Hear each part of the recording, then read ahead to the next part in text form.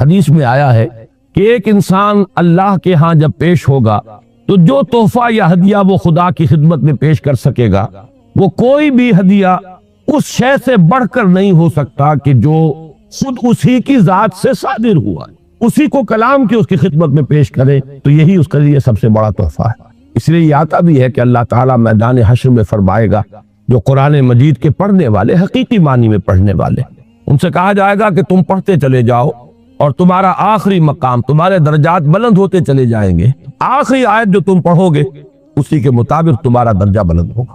اس اعتبار سے سورہ رحمان میں ہے الرحمن علم القرآن، رحمان کی رحمانیت کا مظہر اتم قرآن ہے، اس کی رحمت کا سب سے بڑا مظہر قرآن۔ لیکن ایک عظمت ہے افادیت کے اعتبار سے، انسانوں کے لیے یہ کس کس پہلو سے مفید ہے، اس کے اعتبار سے میں سمجھتا ہوں کہ جامع ترین مقام سورہ یونس کی یہ 2 آیات ہیں جو میں نے تلاوت کی۔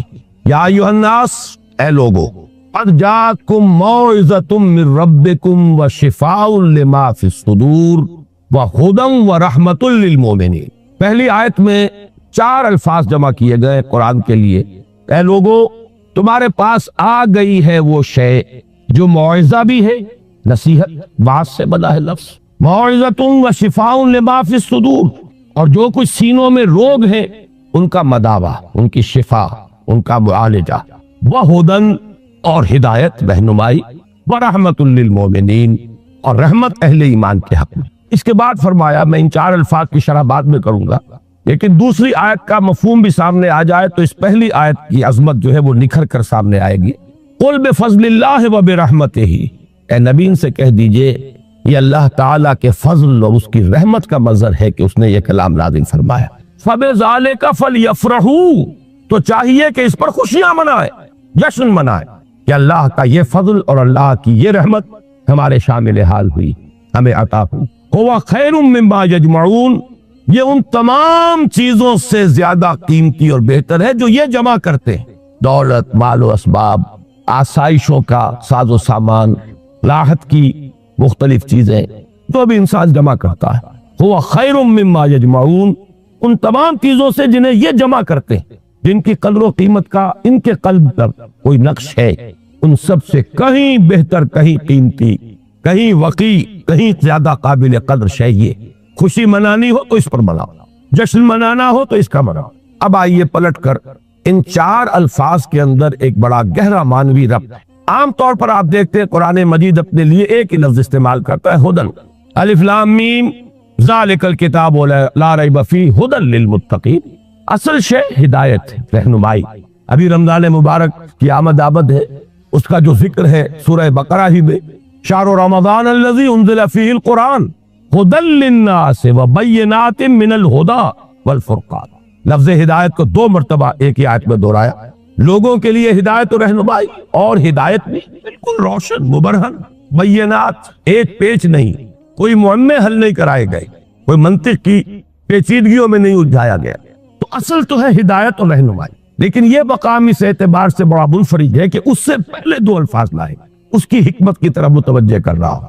جیسے چونکہ میں بھی کبھی طبیب تھا، ڈاکٹر تھا، اس حوالے سے یہاں کئی میرے سابق میرے اعتبار سے ہم پیشہ حضرات یہاں موجود ہیں، انہیں معلوم ہے کہ اعلیٰ سے اعلیٰ دوا ہو، جذب ہو جسم میں، تبھی تو مفید ہوگی۔ بڑی سے بڑی بات، اعلیٰ سے اعلیٰ کلام، عمدہ سے عمدہ ہدایت، بہترین سے بہترین حکمت، اگر دل سخت ہو گیا تو مرد نادا پر کلام نرم و نازک بے اثر۔ پھول کی پتی سے کٹ سکتا ہے ہیرے کا جگر، مرد نادا پر کلام نرم و نازک بے اثر۔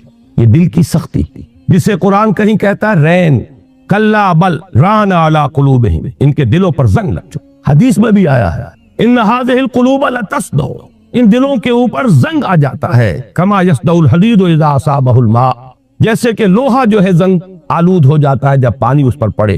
کہیں کہا گیا کہ دل پر سختی آ جاتی ہے، اور انسانی دل پر جب سختی آ جائے، قرآن مجید میں سورہ بقرہ ہی میں وہ تمثیل ہے رونگٹے کھڑی کر دینے والی، کہ جب انسان کے دل میں سختی پیدا ہو جائے تو کوئی شے دنیا کی اتنی سخت نہیں ہوتی تھی جتنا کہ انسان کا دل سخت ہو جائے۔ ثم قست قلوبکم فہی کالحجارۃ او اشد قسوۃ فإن من الحجارۃ لما یشقق فیخرج منہ الماء وإن منها لما یہبط من خشیۃ اللہ۔ مجھے صحیح الفاظ اس وقت یاد نہیں ہے، لیکن یہ کہ تمثیل یہ ہے، بنی اسرائیل سے خطاب کر کے کہا جا رہا ہے مذہبی لوگ کہ تمہارے دل اس کے بعد سخت ہو گئے، اور ایسے سخت کہ پتھروں سے بھی زیادہ سخت۔ پتھروں میں تو وہ بھی ہے جو شک ہو جاتے ہیں، پانی نکل آتا ہے، چشمہ پھوٹ بہتا ہے، ان میں وہ بھی ہیں جو اللہ کی خشیت سے گر پڑتے ہیں۔ لیکن انسان کے دل پر اگر یہ سختی آ جائے تو اب پہلی ضرورت ہے دل کو نرم کرنے، اور اس دل کو نرم کرنے کے لیے ضرورت ہے واعظ کی۔ وہ واعظ کے جو آج ہمارے ہاں بڑی ہی تحقیر والی بات بن گئی ہے، واعظ ہو رہا ہے، یعنی واعظ کوئی عمدہ شے نہیں ہوتی، واعظ کوئی اعلیٰ شے نہیں ہے، کوئی عقلی باتیں ہو، کوئی ریشنل اپروچ ہو، کوئی منطقی بات ہو۔ واعظ کے بارے میں تو بڑے ہی ایک استحقار کے انداز میں کہا جائے کہ واعظ فرما رہا، حالانکہ واقعہ یہ ہے کہ واعظ کی بڑی ضرورت، دل نرم ہوگا تبھی وہ جذب ہوگا، کلام اس میں داخل ہوگا۔ آپ کو معلوم ہے وہ زمین جس کے اوپر کتا جاتا ہے سخت، اتنی بارش برس جائے وہ پانی ادھر ادھر چلا جائے گا، جذب ہوگا۔ لہذا اس کی تو سب سے پہلی شے ہے دل کو نرم کرنے۔ ایک حدیث میں اس کا نقشہ کھینچا گیا ہے، ایک مرتبہ حضور نے واعظ فرمایا، خطبہ دیا، جس کے بارے میں الفاظ آتے ہیں کہ جس سے دل لرز اٹھے اور آنکھوں سے آنسوؤں کے چشمے جاری ہو۔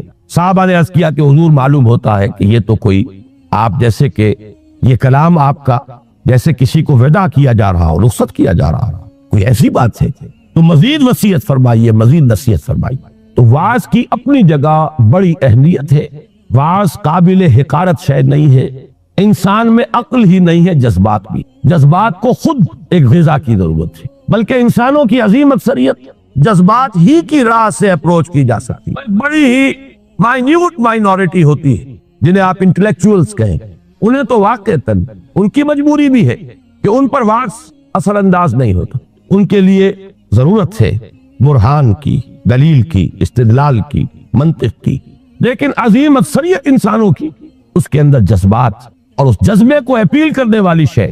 اب مجھے یاد آ گئی بات، حضرت عمر رضی اللہ تعالیٰ عنہ، ان کو موم کرنے والی شے کیا تھی؟ کتنے سخت انسان۔ آخری فیصلہ یہ ہے کہ دیکھا جائے گا جو کچھ ہو رہا ہے، یہ دارالندوہ میں بیٹھے ہوئے لوگ طے نہیں کر پائیں گے، یہ سوچتے ہی رہ جائیں گے، اور محمد کا جادو چلتا جا رہا ہے۔ یہ در حقیقت چونکہ ایک ٹرائبل معاشرہ تھا، اس کا بیک گراؤنڈ سمجھ لیجئے، چونکہ حضور صلی اللہ علیہ وسلم کا ساتھ دے رہے تھے آپ کے چچا ابو طالب، and he was the head of the clan۔ Tribe تو تھا قریش، یہ قبیلہ تھا، اس میں کلینز تھے، جیسے وٹوؤں میں مانے کے، لالے کے، شامت کے، اب یہ چھوٹے چھوٹے گھرانے تقسیم ہوتے چلے جاتے ہیں، اور ہر اس خاندان کا ایک سربراہ، اگر اس کے کسی فرد کے خلاف اقدام کیا جائے تو پورے خاندان کو گویا کہ چیلنج کیا گیا، اور ابو طالب حضور کا ساتھ چھوڑنے کو تیار نہیں تھے۔ لہذا قریش کے راستے میں سب سے بڑی رکاوٹ یہ تھی کہ ہم اگر محمد کے خلاف صلی اللہ علیہ وسلم کو اقدام کریں تو ان فائٹنگ شروع ہو جائے گی قریش، اور اتنی عقل انہیں بھی تھی کہ ایک house divided amongst itself can't stand, پورے عرب میں جو ان کا مقام تھا، جو دبدبہ تھا، تو انہیں حیثیت حاصل تھی، اگر آپس میں لڑ پڑیں گے تو ختم۔ یہ چیز تھی جو مصلحت کے تحت روک رہی تھی قریش کو، حضور کے خلاف کوئی فیصلہ کل قدم وہ اٹھا نہیں پا رہے، لیکن حضرت عمر نے فیصلہ کر لیا کہ کموٹ میں اب جو ہوگا دیکھا جائے گا، میں اب ایک دفعہ تو یہ جھگڑا چکا کیا تلوار لے کے نہیں۔ لاسٹ میں ایک صاحب مل گئے کہ جو ایمان لا چکے تھے، انہوں نے تیور دیکھے، عمر بن الخطاب جس بات کا فیصلہ کر لے کر گزرنے والا، بڑی حکمت سے ڈائیورٹ کیا، کہاں چلے، بس میں اب قصہ چکانے جا رہا، یہ روز کی کلکل جو ہے اب ختم ہونی چاہیے۔ انہوں نے جو تیور دیکھے، فرمایا کہ تمہاری تو اپنی بہن ہی مان لے آئی، تمہارے بہنوئی مان لے آئی۔ اب وہ جو جلال اور غضب، اس کا میں اور آپ اندازہ نہیں کر سکتے، جس کے ساتھ وہ گئے ہیں اپنی بہن کے گھر، اور جس طرح مارا پیٹا ہے بہنوئی کو بھی حضرت سعید ابن زید رضی اللہ تعالی عنہ، اور فاطمہ بنت خطاب حضرت عمر کی ہمشیرہ، ایک جملہ نکلا ہے بہن کی زبان سے، لہو لہان ہو گئی ہے بہن اور بہنوئی بھی۔ عمر چاہے تم ہمیں ہلاک کر دو لیکن اب اس دین کو ہم چھوڑنے والے نہیں۔ ایک جملہ ہے، موم کی طرح پگھل کر رہ گیا عمر، اس میں کوئی انٹلیکچوئل اپیل تو نہیں تھی، کوئی دلیل تو نہیں تھی، کوئی منطقی اپروچ نہیں تھی، کچھ بھی نہیں۔ تو معلوم ہوا کہ انسان کے اندر، عمر جیسے شخص کے اندر بھی جذبات ہیں، تو معلوم یہ ہوا کہ انسانوں کی ایک عظیم اکثریت ہے جس کو جب تک کہ یہ اوپر کا کرسٹ نہ اترے گا، لات موتی بکھیرتے رہیے، مرد ناداں پر کلام نرم و نازک بے اثر۔ تو سب سے پہلی یہ ضرورت ہے دل کے اس کرسٹ کو نرم کرنے کی، تاکہ جذب تو ہو، دوا اندر اترے تو صحیح۔ چوں بجا در رفت جان دیگر شبد، جب جان کے اندر اتر جائے گی یہ شے تب تو انقلاب آ جائے گا، اترے تو اس کے لیے اس کرست کو توڑنا ضروری ہے۔ لہذا پہلی شان قرآن حکیم کی اس آیت میں آئی موعظۃ۔ یہ دوسری بات ہے کہ ہم نے واعظ کے اعتبار سے بھی وہ ناقدری کی ہے قرآن کی کہ اس کو واعظ کے میدان سے بھی نکال دیا گیا تھا، اور آج کی بات نہیں، آج تو خیر واعظ ہی کو گالی بنا دیا گیا، لیکن بہت عرصے پہلے واعظ بھی ہوتے تھے تو مثنوی مولانا روم سے ہوتی تھی۔ علامہ اقبال نے جو برسیہ کہا ہے، واعظ دستاں زنو افسانہ بند، معنی او پست و حرف او بلند، از ضعیف و شاد و مرسل کارے ہو، از خطیب و دیلمی گفتارے ہو۔ واعظ ہوتے تھے بڑی ہی کمزور حدیثوں کے بل پر، بڑی ہی بے سرو پا روایات اور حکایات کے بل پر یا اشر کے بل پر قرآن، حالانکہ سب سے بڑا موعظہ واعظ نصیحت۔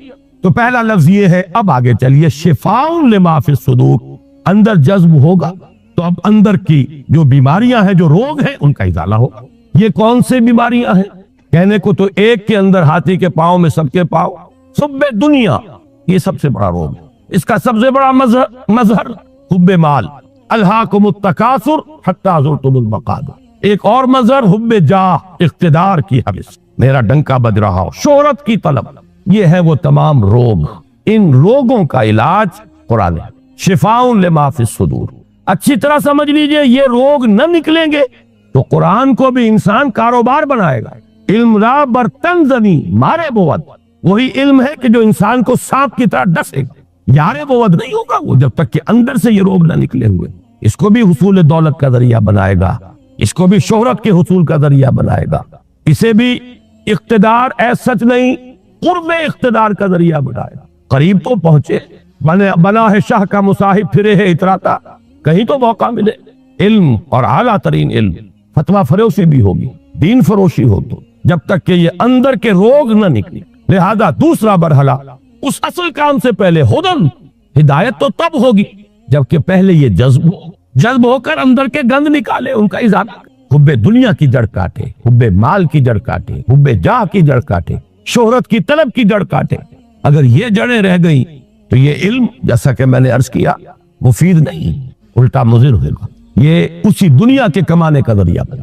اس کے بعد اگر یہ ازالہ ہو گیا، یہ تنقیہ ہو گیا، اب ہے ہدی و رحمت للمؤمنین، اب یہ ہدایت ہے، اور ہدایت یہ ہے ایک ٹوٹل ہیومن پرسنالٹی کے لیے ہدایت، اس کے فکر کے لیے بھی ہدایت ہے، اس کے لیے ایک نظام زندگی کے اعتبار سے بھی ہدایت ہے، اس کے لیے انفرادی لائے عمل کے اعتبار سے بھی ہدایت ہے، مکمل انسان کی ہدایت ہر سطح پر، ہر لیول۔ اب یہ ہدایت مفید ہوگی، یہی وجہ میں نے عرض کیا تھا کہ باقی سب جگہ آپ کو ہدایت کا لفظ ملتا ہے، لیکن یہاں یا ایھا الناس قد جاءتکم موعظۃ من ربکم وشفاء لما فی الصدور وہدی ورحمۃ للمؤمنین۔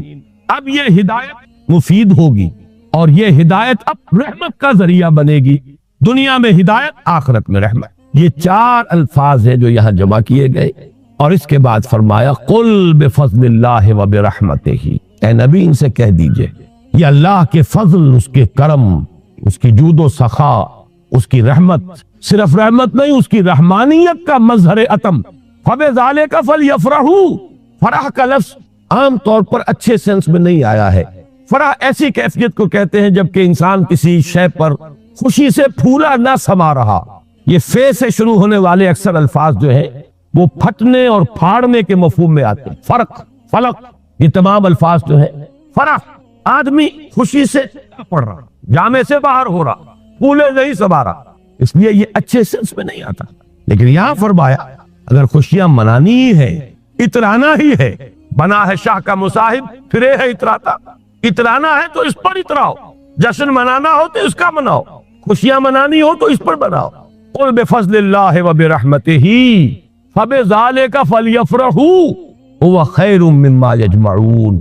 ایک بات رہ گئی ہے بیچ میں، اشارہ کر دوں، میں نے جیسا کہ عرض کیا تھا موعظہ کے اعتبار سے بھی ہم نے قرآن کو، کیا کہوں، لفظ تو بہت سخت آ رہا تھا لیکن قرآن مجید کے خیال سے رک گیا، کم سے کم یہ کہ متروک تو کر ہی دیا۔ اس سے آگے تزکیہ نفس، اس میں تو سرے سے اس کا کوئی دخل ہی نہیں، اس کے لیے تو کچھ اور اذکار ہوں گے، کچھ اور مراقبے ہوں گے، کچھ اور میڈیٹیشنز ہوں گی، کچھ اور ریاضتیں ہوں گی، کچھ اور تپسیائیں ہوں گی، کچھ اور آسن لیے جائیں گے ادھر سے ادھر سے، کہیں جوگیوں سے اور کہیں نو افلاطونی نیو پلیٹونزم، افلاطونی نظریات، نو افلاطونی نظریات، یہ ہے کہ جو ہمارے ہاں تزکیہ نفس کے لیے بورو کی گئی تھی، حالانکہ شفاء لما فی الصدور قرآن کہہ رہا، خود قرآن اندر کے سارے گند دھونے والا، اندر کے سارے روگ ان کا ازالہ کرنے والا قرآن۔ وَنُنَزِّلُ مِنَ الْقُرْآنِ مَا هُوَ شِفَاءٌ وَرَحْمَةٌ لِّلْمُؤْمِنِينَ وَلَا يَزِيدُ الظَّالِمِينَ إِلَّا خَسَارًا۔ ہم اتار رہے ہیں اس قرآن میں سے وہ شے جو شفا ہے اور رحمت ہے اہل ایمان کے حق میں، لیکن ظالموں کے لیے خسارے ہی کا اضافہ کر۔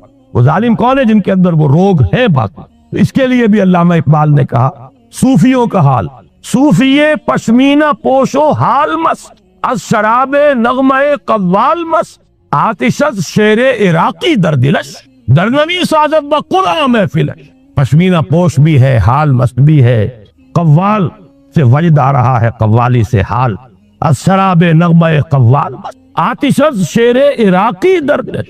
عراقی کا شعر ہو، حافظ کا شعر ہو، اندر محسوس ہوتی ہے۔ در نمی سازد با قرآن محفلش، اس کی محفل میں قرآن بار نہیں پا سکتا، قرآن سے سروکار نہیں۔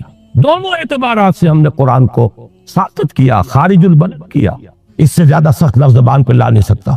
بہرحال یہ ایک ہدیہ تھا جو میں نے آج آپ کے لیے طے کیا کہ پیش کروں۔ اب اس کے حوالے سے آگے مولانا رومی کا ایک شعر عرض کر دوں کہ یہ قدر گفتیم باقی فکر کرو۔ ہر دفعہ وہ ساری کتھا جو ہے دہرانے کی ضرورت نہیں ہے، اتنا کچھ عرض کر دیا گیا، اب آگے غور کیجئے، سوچئے، فکر کرو ہم کیا کر رہے ہیں، اس قرآن کا مقام ہم نے کیا سمجھا ہے، اس قرآن سے ہمارا تعلق کس نوعیت کا ہے۔ بآیاتش ترا کار جزئی نیست کہ از یاسین او اصحاب میری، اس قرآن کی آیات سے تمہارا یہی سروکار لے گیا ہے کہ عالم نظام سورہ یاسین سنا دو، جان آسانی سے نکل جائے، مشکل جو ہے مرحلہ آسان ہو جائے، یہ صرف ایصال ثواب یا حصول ثواب کا ایک آلہ بن گیا۔ کیا کر رہے ہیں اس قرآن کے ساتھ، اس کی قدر و قیمت کا کیا اندازہ ہم نے کیا۔ بہرحال جو بھی ربع صدی لگائی ہے آپ کے شہر لاہور میں، سن 65 میں منتقل ہوا تھا، یہاں 90 آ گیا، اب تو ربع صدی میں تو کوئی کمی نہیں رہی۔ اور پہلی جو 2 تقریریں کی تھی مسلمانوں پر قرآن مجید کے حقوق، سوچو صدر ایوب کا دور تھا، جشن منایا گیا تھا، 1400 سالہ جشن نزول قرآن، اور وہ بھی اصل میں ایک بڑی یوں سمجھیے کہ ہوشیاری کا کام تھا۔ بہت قسم کے جشن منتے تھے، جشن مہران، جشن فلاں، رقص و موسیقی، تو انہوں نے سوچا کہ مولویوں کو بھی رشوت کے طور پر ایک جشن دے دو، الاٹ۔ 1400 سال ہو گئے، لہذا قرآن کو سونے کے تار سے لکھو، ایک تو یہ کام، اور دوسرے یہ کہ قرات کی محفل منعقد کرو، یہ جشن تھا۔ اس کے حوالے سے میں نے بات کی تھی کہ ہوش میں آؤ، قرآن اس لیے نازل نہیں ہوا، جب یہ موعظہ تھا، جب یہ شفاء لما فی الصدور تھا، جب یہ ہدی للناس تھا، جبکہ یہ موجب رحمت تھا، پورا قرآن بھی لوگوں کے پاس نہیں تھا۔ کہیں پرزوں پہ لکھی ہوئی صورتیں، کہیں اونٹ کے شانے کی ہڈی پر سکیپولا پر لکھی ہوئی کوئی صورت، شاذ کسی کو کاغذ دستیاب ہوتا تھا، کہیں مابین الدفتین تو قرآن تھا ہی نہیں، وہ تو حضرت ابوبکر نے کیا ہے، حضور کے زمانے میں تو نہیں تھا، سینوں میں جمع ہو گیا تھا۔ سونے کے تار سے کیا سوال، تانبے کے تار سے لکھا ہوا بھی نہیں تھا، کاغذ پر چھپا ہوا تھا، لیکن قرآن تھا، سینوں میں تھا۔ بل هو آیات بینات فی صدور الذین اوتوا العلم، سینوں میں تھا۔ اس قرآن نے انقلاب برپا کیا۔ آج ہم 1,000 روپے کا نسخہ جو ہے خرید کر بچیوں کو جہیز میں دیتے ہیں، لیکن یہ کہ وہ قرآن حقیقت میں نہیں ہے۔ لا یبقى من الاسلام الا اسمہ ولا یبقى من القرآن الا رسمہ، رسم الخط ہے تو دوڑ پیچھے کی طرف ہے گردش ایام تو، ضرورت ہے لوٹنے کی قرآن کی طرف۔ اس لوٹنے کے لیے اپنی جگہ پر خود بھی آدمی طے کرے، جو کمی ہے اگر قرآن مجید آپ نے نازلہ بھی نہیں پڑھا ہے تو شرمائیے نہیں، اس کمی کی تلافی اب کیجیے۔ اور میں کہا کرتا ہوں کہ حضور کی بسم اللہ ہوئی تھی 40 برس کی عمر میں، جب قرآن کی پہلی آیت نازل ہوئی ہے اور حکم ہوا اقرا، آپ نے یہ کہا تھا ما انا بقاری، میں تو پڑھنے والا نہیں ہوں، پڑھا ہوا نہیں۔ 40 برس کی عمر تھی تب قرآن پڑھنا شروع کیا۔ اٹس نیور ٹو لیٹ، قرآن پڑھیے، قرآن سمجھیے، قرآن پر عمل کیجیے۔ اگر اللہ نے آپ کو فہم کی ایک بلند تر سطح پر، ہائر لیول آف کانشسنس پر فائز کیا ہے، اسی لیول کے قرآن کو پڑھیے۔ یہ قرآن نہیں ہے، اس میں ہزاروں قرآن، ہر شعور کی سطح کا ایک قرآن اس میں علیحدہ موجود، اور ہر دور کی علمی سطح پر، اس کے افق پر ایک خورشید تازہ کے مانند یہ قرآن طلوع ہوگا۔ لیکن ضرورت ہے اس میں لگنے کی، کھپنے کی، اس میں ڈوبنے کی، اس میں غوطہ زنی کی۔ قرآن میں ہو غوطہ زن اے مرد مسلمان۔ اس سے ذرا آگے بڑھیے، اللہ نے دولت دی ہے، لگائیے اس کام میں، اور اللہ نے اولاد دی ہے جو سب سے بڑا ایسٹ ہے انسان کا، جو اصل صدقہ جاریہ ہے، تو لگائیے اس کام میں۔ ابھی میرے ایک بڑے عزیز دوست، بڑی قدر ہے میری نگاہ میں ان کی، ایئر فورس میں بڑے اونچے مقام پر ہے، وہ فرما رہے تھے کہ میں نے اپنے بعض عزیزوں سے یہ کہا کہ قرآن کالج میں بچوں کو داخل کرا، لیکن معلوم ہوا کہ آپ کے ہاں تو وہ اردو میڈیم ہے، اب اونچی سوسائٹی وہ تو اردو میڈیم میں اپنے بچے کو نہیں بھیجے گی، آپ کوشش کریں۔ میں نے کہا کہ ٹھیک ہے، سوچیں گے اس پہ۔ بات سمجھ لیجئے کہ قرآن کالج آپ کے معاشرے کی ان ضرورتوں کو پورا کرنے کے لیے نہیں، قرآن کالج ان دیوانوں کے لیے ہے جو طے کر لیں کہ ہمارا مطلوب و مقصود دنیا نہیں آخرت، اور اولاد کو لگانا ہے اس لیے کہ وہ قرآن کی ٹارچ ہاتھ میں لے کر دنیا کے لیے رہنمائی پر دفعہ انجام دے۔ کیریئرز اگر چاہیے اولاد کے لیے وہ کمی نہیں ہے، چیز کالج بھی ہے، اور 5-10 ہزار روپے مہینے کسے دے کر بھی آپ اپنے بچوں کو پڑھوا سکتے ہیں، لیکن ہمیں تو ایسے دیوانے چاہیے جو طے کر لیں کہ کرنا یہ ہے، اس کا ہے اصل کام، کبھی اس کی ہے۔ ہم نے کالج، ہمارے پاس کہاں اتنے وسائل ادھر آئے، کئی مرتبہ خیال آیا، میرے اپنے احباب کہتے رہے کوئی اعلیٰ درسگاہ جس میں کہ اونچے لوگ بھی آئے، میں کہتا ہوں صحیح ہے، آپ کی ضرورت، آپ کا خیال درست ہے، ہمیں کیٹر کرنا چاہیے اس لیول کی بھی ضرورت کو، ورنہ وہ جاتے ہیں دلائل ہے، کیتھیڈرل میں جائیں گے، فلاں جگہ جائیں گے، وہاں جائیں گے، تو آپ کیوں نہیں اس طرح کا مدرسہ کھولتے؟ میں نے کہا کوئی کرے، مجھے اعتراض نہیں کہ میری آشیرواد حاصل ہوگی، میرا تعاون ہوگا، لیکن میں اپنے اوپر یہ تہمت نہیں لے سکتا کہ قرآن کے نام پر میں کالج بناؤں اور اس میں بھی صرف وہی بچے داخل ہو جن کے والدین 5-5 ہزار روپے فیس ادا کر، گویا کہ آج کا قرآن بھی صرف امراء کے لیے۔ یہ بات میرے لیے قابل قبول نہیں، مجھے تو خلوص چاہیے، جذبہ چاہیے، عزم چاہیے، پہلے سے طے کر لیں کہ ہمیں اس راستے پر جانا ہی نہیں، وہ چاہیے۔ وہ جو مولانا روم نے کہا کہ دی شیخ با چراغ، ایک شیخ دن کے وقت ہاتھ میں چلیے ہوئے کسی کو تلاش کر رہا تھا، یہ کیا کر دماغ، میں کسی انسان کو تلاش کر، انسان معروف کہا گیا، انسان کہیں نہیں، مجھے تو نظر نہیں آ رہے، وہ تو بھیڑیے نظر آ رہے، نظر آ رہا، ازدام و دب ملوم، بھیڑ تو میں ملال مجھے ہو گیا ہے، آ گیا انسانی لباس میں بندروں اور سوروں کی کمی، نہ ملنے والی شے تو انسان ہے، انسان معروف، وہ انسان چاہیے۔ یہی کشف اسی شہر میں مولانا احمد علی رحمہ اللہ، وہ اپنا جوانی کا واقعہ بتاتے ہیں کہ جب وہ آئے تھے، ابھی نظر بند کیے گئے لاہور میں شیرا والے کے علاقے میں، تو جوانی کا دور تھا، کہیں نکلے، ساتھ ہی کشمیری بازار گلی ہوتے نکل آئے، بھرا بازار، لیوش کے چپکے سے کہتا ہے انسان سے بتائیں، ان دونوں کا دور استہزائیہ انداز میں کہا آپ کو انسان نظر نہیں آتے بھرے بازار میں؟ مجھے تو نظر نہیں آتی۔ اور مولانا احمد علی فرمایا کرتے تھے کہ اب جو میں نے خود دیکھا تو مجھے محسوس ہوا کہ وہاں بندر بیٹھا، وہاں انگور بیٹھا، وہاں کوئی بھیڑیا ہے، جو حقیقت تھی اندرونی وہ منکشف ہوئی، یہ لیکن تھوڑی دیر کی بات تھی، اس کے بعد اچانک پھر وہی کچھ تھا، اور وہ بزرگ غائب تھے، وہ تو آنکھ کھولنے کے لیے آئے تھے۔ تو ہمارے تو اصل میں طلب ہے ان کی، یہ نہیں کریں گے تو ایک بات مجھ سے سن لیجئے، آپ کے یہ بنگلے اور آپ کے یہ کارخانے بھی نہیں رہیں گے، اس ملک کے لیے کوئی جڑ بنیاد نہیں ہے سوائے دین کے۔ وہ حشر جو ڈھاکہ میں ہوا ہے ہر جگہ ہو تو، اور میں سالوں پہلے سے کہہ رہا ہوں کراچی میں کہ جب یہاں سزا آئے گی تو سب سے بڑھ کر ہے کراچی والوں تم پر گری، اس لیے کہ تم میں وہ لوگ ہیں، یو پی کے ان شریف گھرانوں کے لوگ جن کے ہاں پردہ اس نوعیت کا ہوتا تھا جو حفیظ نے کبھی کہا تھا کہ چشم فلک نے آج تک دیکھی نہ تھی ان کی جھلک، جن کے اپنے پورے پورے برقعے، پھر ٹانگے، پھر سواری کے لیے ایک چادر ادھر ایک چادر ادھر، پھر ٹانگے میں پیچھے بیٹھ گئے تو پھر چادر بدلی ہوئی ہے، اور جب یہاں آئے ہیں تو جس کے پاس 2 پیسے ہو گئے پہلا کام یہ کیا کہ برقع اتار کے پھر دی۔ یہ ترقی کی گویا کہ پہلی سیڑھی تھی، آزادی گویا کہ اسی کے لیے حاصل کی گئی تھی۔ کیا حال ہے اس کا؟ جو کچھ وہاں ہوا، جو کچھ ڈھاکے میں ہوا، جو وہاں دھان منڈی میں ہوا، وہ کراچی میں، ناظم آباد میں کیا ہو نہیں رہا؟ کیا یہاں نہیں ہو سکتا؟ اس ملک کے لیے اگر اس کی خیر درکار ہے، آج صبح 2 گھنٹے کی تقریر کر چکا ہوں، کتاب لکھ چکا ہوں استحکام پاکستان، لیکن یہ کہ کون پڑھے گا؟ اس کی کیا یوٹیلیٹی ہے؟ سارا ویو یوٹیلیٹیرین ہے، افادیت کیا ہے؟ کوئی پروفیشنل افادیت ہے؟ کوئی مالی افادیت کا پہلو کچھ بھی نہیں، کوئی تفریح تباہ ہے وہ بھی نہیں، لیکن یہ کہ بہرحال غور کیجئے، سوچئے، جو تعاون جس نے جب جتنا کیا اتنا ہی مشکور ہوں، ممنون ہوں۔ میں نے الحمدللہ اپنے آپ کو لگا دیا، اور آج جن میں بھی کہا تھا نہ صرف اپنے آپ کو لگا دیا، اپنی اولاد کو کھپا دیا، اللہ قبول فرمائے۔ لیکن آپ سے مطالبہ یہ ہے، اس کے لیے اگر زکوٰۃ نہیں نکالیں گے اپنی اولادوں میں سے، شاید کہ اب بھی اللہ تعالیٰ اگر اس طرح کوئی پیش قدمی ہو جائے تو شاید کہ اللہ تعالیٰ ہماری توبہ قبول فرما لے، ورنہ حالات जहां बैठेंगे 4 आदमी, माशरे का मर्शिया जितना चाहे मर्शिया पढ़वा ले, सारा मर्शिया पढ़कर वो कुछ है, अगली सुबह तलू होगी, वही रूटीन हो, वही मशाजिल होंगे, सरे मुंह कोई फर्क नहीं। हम उस तबके में से है। मैंने कभी आज याद आ रहा था मुझे 20 साल पहले इसी होटल में, पूरे 20 साल, 1970 का नवंबर था गालिबन, मेडिकल एसोसिएशन के तहत मैंने इस होटल में तकरीर की थी। 4 दायरे बताए थे माशरे के।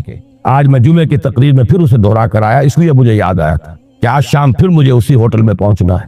4 कंसेंट्रिक सर्कल्स, छोटा सा दायरा जिसमें 2% आदमी है, बड़ा दायरा जिस मजीद 3%, 5% आदमी, और जरा दायरा उसमें कुछ 8% आदमी हमारे माशरे के, और वो आगे बड़ा दायरा जिसमें 85% आदमी। उस 85% का तो हाल ये है कि दीन से कोई ताल्लुक सिरे से नहीं है, जिसको अमली ताल्लुकात, इसलिए कि उसका फुटरूल अल्लाह और उसका रसूल जो देंगे उसी से नापा जाएगा, उसका यार्ड्स होगा। कितनी फीसद आबादी आपकी 5 वक्त नमाज की पाबंद? अल फर्क बैन अल इस्लाम वल कुफ्र अस्सलाह, जायजा ले। दूसरे दायरे में ये शायद एक एतबार से बदतरीन दायरा है। ये उन लोगों पर मुश्तमिल है जिनका तसव्वुर मजहब लिमिटेड भी है, परवर्टेड भी, महदूद मसशुदा। उनका तसव्वुर मजहब सिर्फ नमाज रोजा, अब इजाफा हो गया उम्रे और हज पै बपै, लेकिन हर हम कारोबार, सूद पिरोया हुआ कारोबार, झूठ, धोखा, जुआ, ब्लैक मार्केटिंग, स्मगलिंग, हमारे यहाँ का बिलउमूम कारोबारी तबका जो मजहबी मिजाज का है माशाअल्लाह बहुत कम है। तीसरे दायरे में है वो लोग जिनसे मैं इस वक्त खास तौर पर मुखातब, ज़हनन वुसअत हासिल है, जानते हैं कि हमारा दीन है, मजहब नहीं है, जानते हैं इस्लाम अपना गलबा चाहता है, चाहते हैं कि वो आ जाए लौट कर वही आलम, वही इस्लाम के गलबे का दौर, खिलाफत रास्ता, लेकिन खुद कुछ करने को तैयार, कोई और कर दे। ड्राइंग रूमों में बैठकर बरसे ले, हमने भी अभी खाया, ये मैंने भी आपके साथ खाया, उसका कुछ रंज और गम का इजहार हो जाए, खुद कुछ भी कर, अपना धंधा, अपना कारोबार, अपना कारखाना, अपना पेशा, सारी तवानाई, सारी ताकत, सारी कुव्वत कार उसके लिए रिजर्व, आगे रह जाए 2 मुझ जैसे कुछ सरफिरे, उनका हाल यह है कि आपस के इख्तिलाफात की वजह से गैर मुअस्सिर। ये है हमारे माशरे की हालत। तो क्या होगा, क्या हो रहा है? मैंने आज कही बात, जो हजरात नहीं थे वो सुन ले। हमारी गिरावट का ये आलम है। एक मैं वोटर ऑफ लंदन के एडिटर का तस्करा किया कि हमारी जब 40वीं सालगिरह थी यौम आजादी की, 41वां यौम इस्तिक़लाल में थे, एडिटोरियल रिपोर्टिंग ऑफ लंदन के एडिटर ने, जो अब है, कहा कि मुझसे पहले जो साहब 40 बरस पहले इस कुर्सी पर बैठे थे, 14 अगस्त 1947 को उन्होंने ये दारिया लिखा था कि आज जो 2 मुल्क दुनिया के नक्शे पर आए, उनमें से एक का मुस्तकबिल बहुत का इंतहाई तारीख रोशन है, पाकिस्तान का। लेकिन यहाँ कोई इम्तियाजात नहीं है, कोई अकाई तासुबात नहीं है, मजहब की एक यूनिफाइंग फोर्स मौजूद है, बना ले ज्यादा मुस्तकबिल बड़ा रोशन है पाकिस्तान। जबकि इंडिया 100 तरह के इख्तिलाफात, मुनाकशात, सुबात, कोई शय भी उन्हें जोड़ने वाली है। अब मौजूदा एडिटर लिखता है कि मैं जब देखता हूं तो सूरत बिल्कुल, पहली बात इत्तकुल्लाह हक़्क़ तुक़ातिही वला तमूतुन्ना इल्ला व अंतुम मुस्लिमून। मैं ऐड कर चुका हूं इसका बराह रास्त ताल्लुक ईमान के साथ, उस नजरिया हयात के साथ, उस तसव्वुर कायनात के साथ है, उस फलसफे के साथ है, उस वेल्टन शुओं के साथ है। वो है तो तकवा होगा, फरमाबरदारी होगी। अब जो ये, जैसे मैं मिसाल दिया करता हूं कि एक फसील है ईंटों से बनी, फसील की कुव्वत का दारो मदार, इस्तेकाम का दारो मदार 2 चीजों पर है।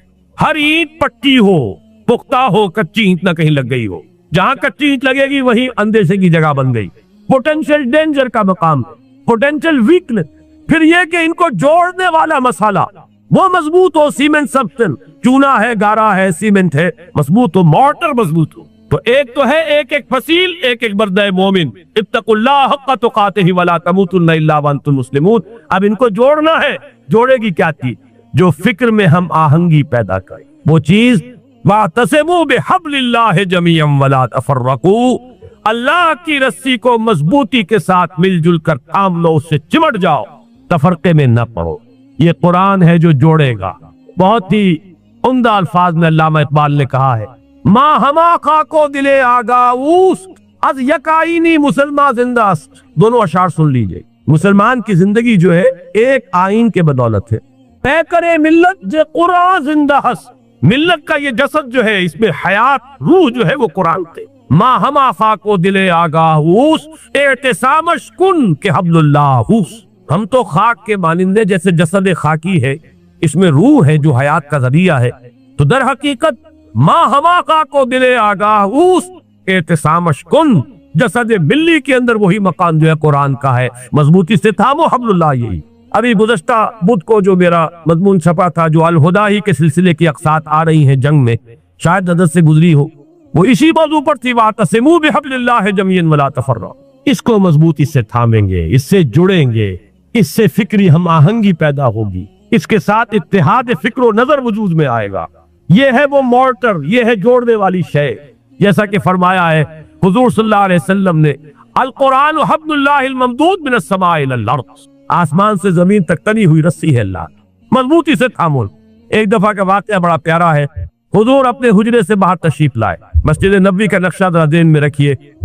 حجرے سے باہر تشریف لائے تو دیکھا ایک کونے میں کچھ مسلمان، کچھ اہل ایمان بیٹھے ہوئے قرآن کا مذاکرہ کر رہے، سمجھا رہے، چہرے پر بشاشت کے آثار ظاہر ہوئے. یہ معجم کبیر طبرانی کی جو ہے اس کی روایت. آپ تشریف لائے، ایک سوال کیا بڑا عجیب، بلکہ اس سوال کو تو یوں سمجھ کر سنیے کہ جیسے کہ حضور یہ سوال مجھ سے اور آپ سے بھی کر رہے ہیں. الستم تشہدون اللہ الہ الا اللہ وانی رسول اللہ وان ھذا القرآن جاء من عند اللہ. کیا تم اس بات کی گواہی نہیں دیتے کہ اللہ کے سوا کوئی معبود نہیں، میں اللہ کا رسول ہوں اور یہ قرآن اللہ کے پاس سے آیا ہے؟ صحابہ کا جواب کیا ہو سکتا تھا؟ بلا یا رسول اللہ. حضور کیوں نہیں، بالکل ہے، ایسا ہی. اب آپ نے فرمایا فابشروا، بشارت حاصل کرو، خوشیاں مناؤ، فإن هذا القرآن طرفه بأيديكم وطرفه بيد اللہ. اس لیے کہ اس قرآن کا ایک سرا تمہارے ہاتھ میں ہے، ایک سرا اللہ کے ہاتھ. یہ ہے وہ قرآن، وہ حبل اللہ. واعتصموا بحبل اللہ جميعا ولا تفرقوا. اس کے بعد وہ تاریخ کا حوالہ دیا، وَاذْكُرُوا نِعْمَةَ اللَّهِ عَلَيْكُمْ إِذْ كُنْتُمْ أَعْدَاءً فَأَلَّفَ بَيْنَ قُلُوبِكُمْ. یاد کرو احسان جو اللہ کا تم پر ہوا جبکہ تم دشمن تھے، ایک دوسرے کے خون کے پیاسے تھے. اوس اور خزرج کی دشمنی چلی آ رہی تھی 100 برس سے، قبیلے لڑ رہے تھے، پھر اللہ تعالیٰ نے تمہارے دلوں میں الفت پیدا کی، ایمان کی الفت، مقصد کی ہم آہنگی، نظریات کا اشتراک. وَكُنْتُمْ عَلَى شَفَا حُفْرَةٍ مِّنَ النَّارِ. جب بھی ان الفاظ سے گزرتا ہوں ایسے محسوس ہوتا ہے جیسے ایک حدیث میں الفاظ آئے فِيهِ ذِكْرُكُمْ، یہ جو قرآن ہے اس میں تمہارا ذکر ہے، اور بلکہ اس سے پہلے الفاظ ہے فِيهِ خَبَرُ مَا قَبْلَكُمْ وَنَبَأُ مَا بَعْدَكُمْ وَحُكْمُ مَا بَيْنَكُمْ.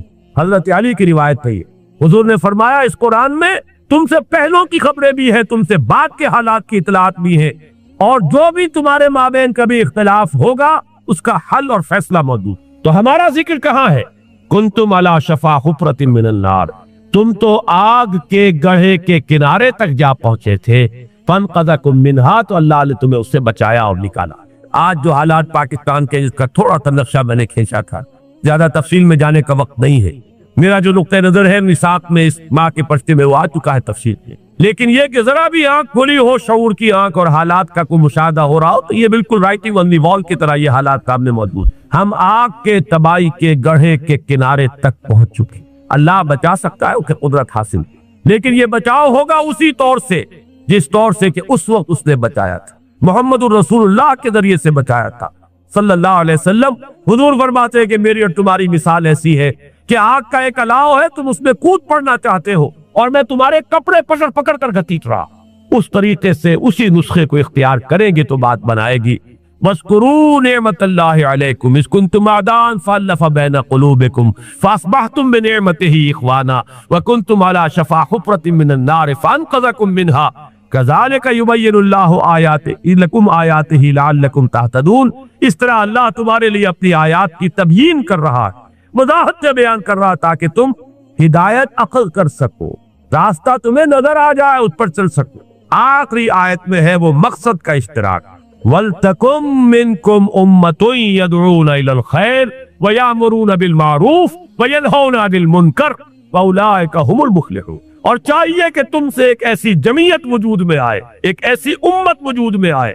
ویسے تو پوری امت کا کام یہی ہونا چاہیے تھا،